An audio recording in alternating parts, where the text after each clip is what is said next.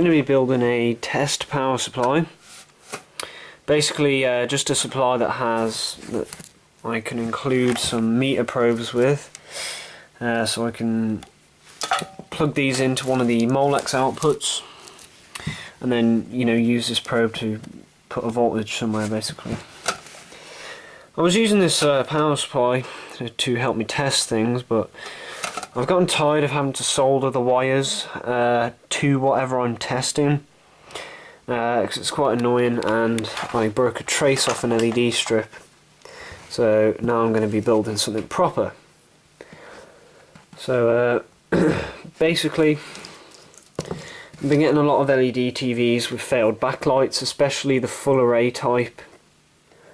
And basically full array types, normally 42 inch and above, have two strips of 4 LEDs on, and half of the strip you can apply 12 volts to and it'll actually power on the LEDs.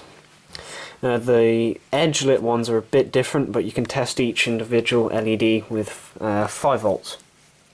So I have this supply here, which is just a generic one. It's a CIT. Claims it's 350 watts, but it's not. It's way less than that. It's generic. Doesn't really have much on the output either. There's no SATA connectors, so I'm going to have to source the 3.3 volts off the main connector. And what I've done to this so far is I've repaired it.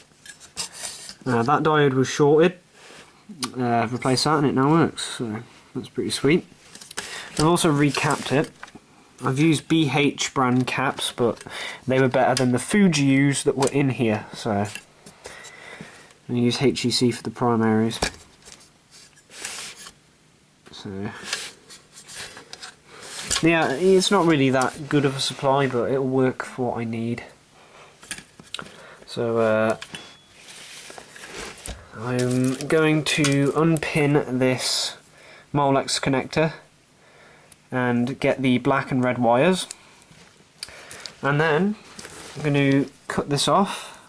It goes into a multimeter, solder the pin from the Molex connector onto there, so that I can literally just pin the meter probe into one of these and I have a voltage, so that's going to be good. I'm going to get the soldering iron heated.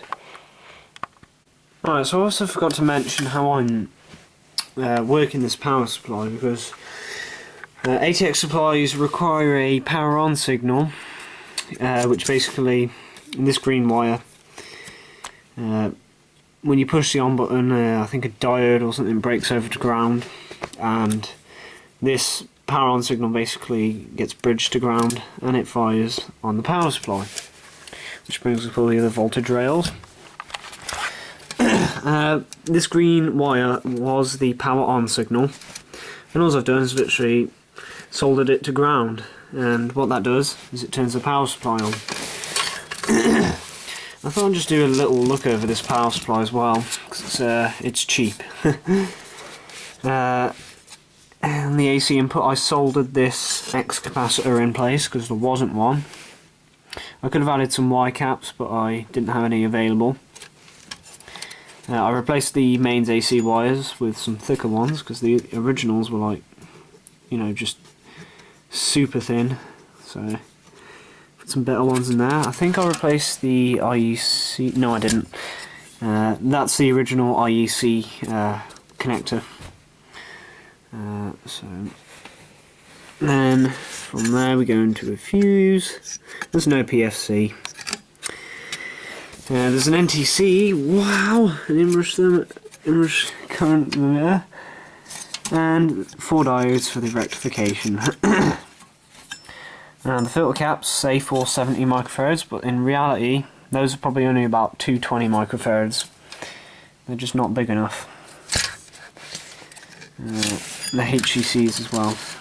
The originals were 580 or 560 microfarads, and they were even smaller. So the silicon is 13 M07s, and that's the 5 volt standby transistor. Look at that piece of crap. That's ridiculous. And there's the other transistor as well. And that is ridiculous. I replaced the caps down there as well. And then that's the transformer. That is an absolute joke. It's just so tiny.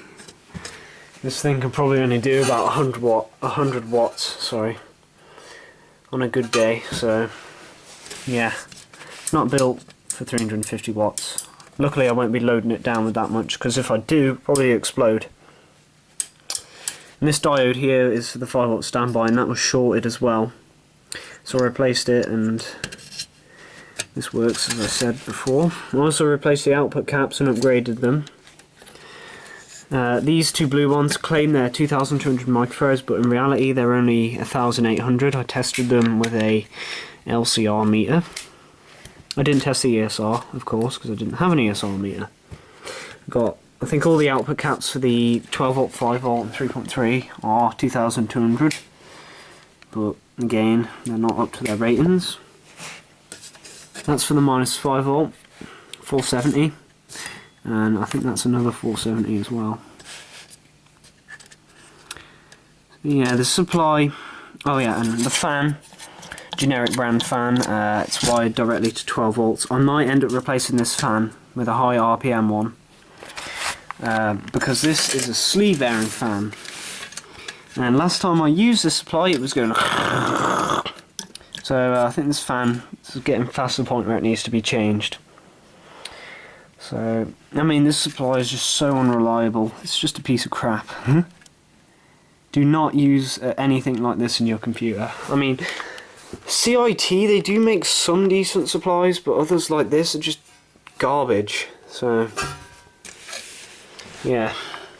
Oh yeah, and the output diodes are, well, actually, is that for the, that's for the 5 volt. 5 volt has a pretty decent size output diode, and then I can't see what its ratings are, unfortunately. Well, that's a pretty decent size. Then the middle one's the 12 volt. It's a E12 2020, so 20 amp, or no, I think 12 amp. I'll have to check. Then the 3.3 volt is actually DC to DC converted, and that's a 40N03GP, or a 631305. So output diodes are, you know, semi decent. However, everything else about this is just a piece of crap. So yeah.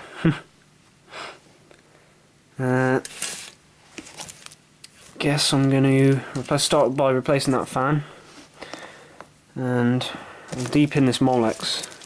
Let me just get my other screwdriver to show you how to do that. Right, so I'm going to deep in this old Molex connector.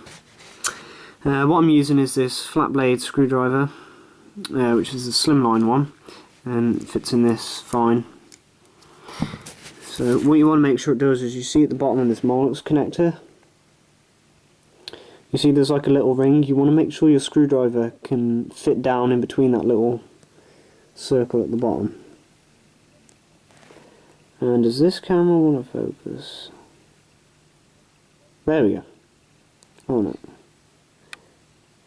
And also you see on the pins that I'm going to be removing, they have like a little tab coming off of them. And what you want to do is you want to push that tab back inwards inside of the actual pin with the flat blade screwdriver. And then what you can do is you can just slide it out, because what that tab does is it sticks out and it doesn't allow you to pull these wires out, because it obstructs against that little flange there. So if you push that out, the connector should come out. So let's see if I can show you how to do it. So it's this one. So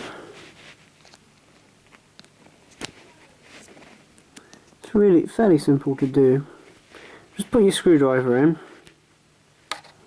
and just bend in the tab on the pin, and we'll do that again. So now what I should be able to do is literally just slide that out. So that is awesome, and these excess wires I'm going to cut off because I don't need those, and they're just going to be a pain. So, and also I'm going to need to snip that off because all I want is that pin. So now I'm going to get the next wire, which will be this one. So it's the same method. Just put the screwdriver in there, bend the tab in. Ooh. Try not to damage your camera. And that should just slide out. Oh, if it doesn't, just make sure to go over it again. There you go. So, and these other two you can keep them if you want. I'm just going to chuck that away. So, there are my two pins that I'm going to use. So now, I'll put the camera down again. These pins literally just slide into the Molex connector. Well, they will when this is there you go.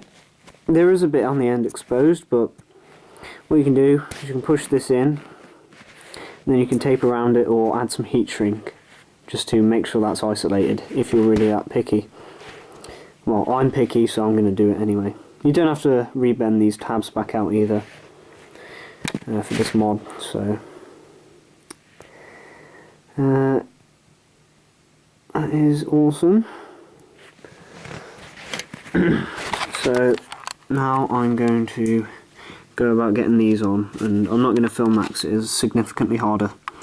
But what you want to do is you want to get a flat blade or like a knife or something in between the two partitions there and bend them apart so that the pin is all open. Then you want to set the wire in between that partition, pinch it together with some pliers, then solder the wire to the pin out. I'm going to do that off camera because it's a lot harder to do. But what you'll end up having is something like that. So I'll do that now, and I'll show you the finished result. Alright, so I've, as you can see, squeezed that apart. Now I'm going to place the new wire in there, like that. Then I'll clamp it together and solder on the copper to the pin. That simple. I'll do that now. Just wiring up the replacement fan now. Sunon maglev ball bearing, double ball bearing, sorry. 12 volts, 2 whole watts. This fan moves a ton of air. I have about, God, I have a bunch of these in there that I was given, so let's just look at the polarity markings just before I install it. Got the old piece of crap out of there, so let's get this good fan in here. So I put the new fan in the supply, as you can see.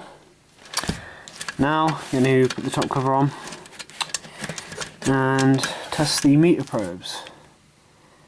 I will heat shrink them, but I don't have any at the minute, so that's why there's that hideous green tape on there. So let's put this back together quick. Okay, so the fan now works. And of course the power supply turns on straight away. You can actually see where I remove the cable. So I'm actually just going to do a quick test. Just going to use these probes and hook and see if they'll light up an LED strip. So I'm going to get some LEDs. So I'm just going to see if it lights these LEDs. And put the camera down so you can see. Oh, it's going upside down. Alright. Turn on the supply. And the good thing about this is if you do accidentally short the output, the supply will shut down. So it's on the negative. Probably strip. That's positive. And it does work. As you can see. Sweet. Just reposition the camera. So that's the LED strip. And you see the supply lights them. And we'll see if 5 volts is enough for this particular set of LEDs. It might not be. Give it a try. Literally just change over the pin out.